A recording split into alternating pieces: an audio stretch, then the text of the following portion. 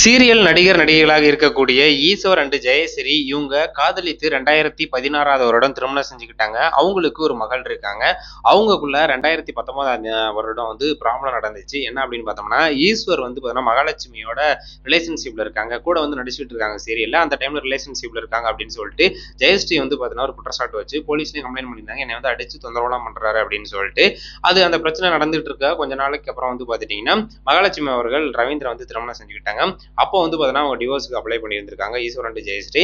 So அந்த divorce அந்த corona காலகட்டம் அப்படிங்கிறனால அப்படியே கிடைப்பில போடப்பட்டு 5 வருடம் கழிச்சு இப்போ அந்த டிவோர்ஸ் கிடைச்சிருக்கு அப்படின்னு சொல்லிட்டு ஈஸ்வர் அவர்கள் அவளோட சோசியல் மீடியாவில் ஷேர் பண்ணியிருக்காரு. ஸோ இந்த மாதிரி இந்த ப்ராப்ளத்தெல்லாம் சொல்லி இந்த மாதிரி 5 வருடமா போராடி இப்போ பார்த்தீங்கன்னா டிவோர்ஸ் கிடைச்சிருக்கு அப்படிங்கிறப்பல சொல்லியிருக்காங்க. இனி நான் நானா இருக்க போறேன், எனக்கும் அவங்களுக்கும் ஜெயஸ்ரீக்கு எந்த ஒரு சம்மதமும் இல்லை அப்படிங்கிறப்பல சொல்லியிருக்காரு. என்னோட இக்கட்டான காலகட்டத்தில் எனக்கு உறுதுணையாக இருந்த என்னோட ஃபேமிலி அண்ட் ஃப்ரெண்டு நான் ரசிகர்களுக்கும் பார்த்தீங்கன்னா ரொம்ப ரொம்ப நன்றி அப்படின்னு சொல்லியிருக்காங்க. இனிமே நான் பார்த்தீங்கன்னா என்னோட முழு கவனத்தையும் என்னோட சினிமா கரியர்ல பார்த்தீங்கன்னா நான் ஈடுபட போறேன். ஸோ சினிமாவில் நான் நடிக்க போறேன். முழு கவனம் எடுத்து நடிக்க போறேன். சீரியல், அதாவது சினிமா சீரியல் எதா இருந்தாலும் சரி முழு கவனம் எடுத்து நடிக்க போறேன் அப்படின்னு சொல்லிட்டு ஈஸ்வர் அவர்கள் சொல்லியிருக்காங்க.